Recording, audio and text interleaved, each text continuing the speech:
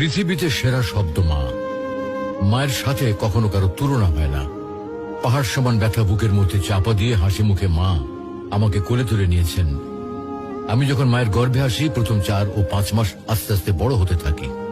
তখন মা কোনো খাবার খেতে পারত না, রাত দিন সবসময় কষ্ট পেত।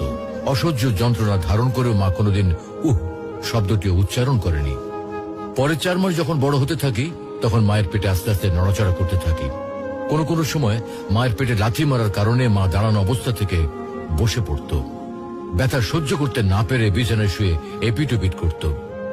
10 মাস পর যখন এই পৃথিবীতে আসার সময় হয়, তখন শুরু হয় মায়ের সীমাহীন কষ্ট আর ব্যথা।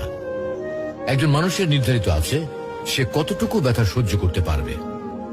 সন্তান প্রসবের ব্যথা নিয়ে বড় বড় চিকিৎসা বিজ্ঞানীরা বলেন একটা মানুষ সর্বোচ্চ 45 ইউনিট ব্যথা সহ্য করতে পারে। এর উপরে হলে